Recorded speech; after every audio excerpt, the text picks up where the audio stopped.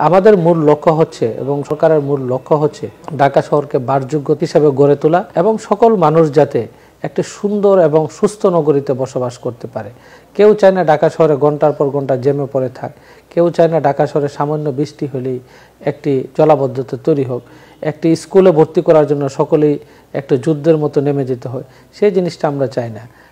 আমরা চাই public space শুধু হাতিরঝিল কেন আমাদের উদাহরণ হয়ে থাকবে, এরকম আরও 5টি 10টি হাতিরঝিল কেন তৈরি হয় না, এমনই রমনা উদ্যান কেন আমাদের তৈরি হয় না, সেইগুলিকে বিবেচনায় কিন্তু এবার বিশদ অঞ্চল পরিকল্পনা প্রস্তুত করা হয়েছে এবং রিভিউকরণের কার্যক্রম আমাদের এটা উন্মুক্ত রয়েছে এবং সে কার্যক্রম ইতিমধ্যে আমরা গ্রহণ করেছি।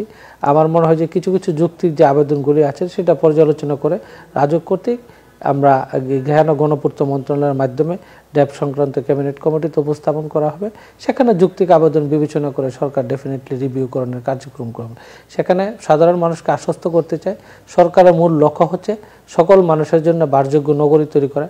কোনো ব্যবসায়ী সমাজ বা কোনো প্রতিষ্ঠান বা কোনো ব্যক্তি যাতে ক্ষতিগ্রস্ত না হয় সেটাও আমাদের মাথায় রয়েছে এবং সংখ্যাগরিষ্ঠ মানুষ যাতে এই পরিকল্পনার দলিলের মাধ্যমে বেনিফিটেড হয় সেই বিষয়টিকে প্রাধান্য দেওয়া হবে।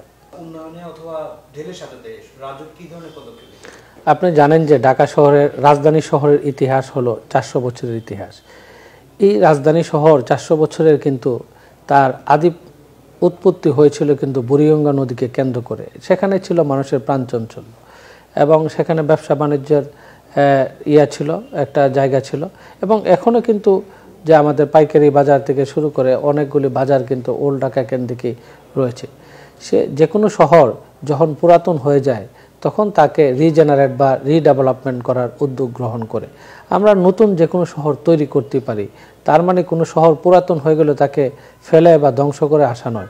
সেজন্য রাজউক এবার পুরান ঢাকাকে কীভাবে রিভাইটালাইজ করা যায়, তাকে রিজেনারেট করা যায়, পুনরুজ্জীবন করা যায়, সেই পুনরুজ্জীবন করার জন্য সরকার নির্দেশনা অনুযায়ী ওল্ড ঢাকার যে আমরা 13টি ওয়ার্ড রয়েছে 13টি ওয়ার্ডকে আমরা আরবান রিজেনারেশন প্রকল্পের আওতায় নিয়ে সেখানে কোন কোন রাস্তাগুলি প্রশস্তকরণ করা যায়, ওল্ড ঢাকার যে আমাদের প্রায় অনেকগুলো ঐতিহ্যবাহী ভবনগুলি রয়েছে এই ভবনগুলিকে কেন্দ্র করে কিভাবে একটা কালচার বেসড আরবান রিজেনারেশন প্রকল্প নেওয়া যায়, সেখানে পর্যটনকে কিভাবে আকর্ষণ করা যায়, সেখানে ছোট ছোট 1 কাঠা 2 কাঠা প্লটগুলিকে কিভাবে ইনসেন্টিভ দিয়ে এই 1 কাঠা 2 কাঠা প্লটকে 10 কাঠার একটি ব্লকে এনে তাদেরকে কিভাবে বহুতল ভবনে এনকারেজ করে সেখানে করা যায়, সেখানে কিভাবে দুর্যোগ সহনীয় একটি শহর তৈরি করা যায় সেই লক্ষ্যে কাজ করেছে এবং সেই বিষয়ে ডিটেল এরিয়া প্ল্যান একটা সুপারিশ রয়েছে যে ওল্ড ঢাকাকে কীভাবে ঢাকা আরবান রিজেনারেশনের মাধ্যমে এটাকে পুনরুজ্জীবন করা যায়।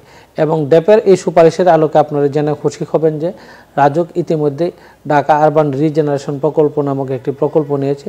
সেখানে আমাদের বৈদেশিক অর্থায়নকারী সংস্থা AIB Asian infrastructure investment bank already আগ্রহ প্রকাশ করেছে। আমরা সিটি গেট ফান্ড থেকে, ক্লাইমেট চেঞ্জ ফান্ড থেকে আমরা অনুদান আকারে পেয়েছি সেখানে একটা প্রজেক্ট প্রিপারেটরি ওয়ার্ক করার জন্য। সে বিষয়ে রাজউক এবং সিটি কর্পোরেশন, ঢাকা দক্ষিণ সিটি কর্পোরেশন যৌথভাবে কিছু উদ্যোগ আমরা গ্রহণ করেছি। আমার মনে হয় যে প্রাথমিকভাবে সেখানে আমরা 7টি সাইট আমরা সেখানে নির্ধারণ করেছি এবং 7টি সাইটে এই প্রকল্পটি যদি বাস্তবায়ন করা যায় তাহলে আমার মনে হয় যে এটাকে রেপ্লিকেট করে হয়তো এটা এবং এক সময় হয়তো পুরান ঢাকার চিত্রই চেঞ্জ হয়ে যাবে এবং আমাদের ঐতিহ্যকে সংরক্ষণ করে ওল্ড ঢাকাকে কীভাবে আরও আধুনিক এবং সেখানে আরও মানে যানজট মুক্ত করা যায় এবং মানুষের জন্য বসবাসযোগ্য এবং টেকসই করা যায় সেই লক্ষ্যে এই উদ্যোগ রাজউক গ্রহণ করেছে।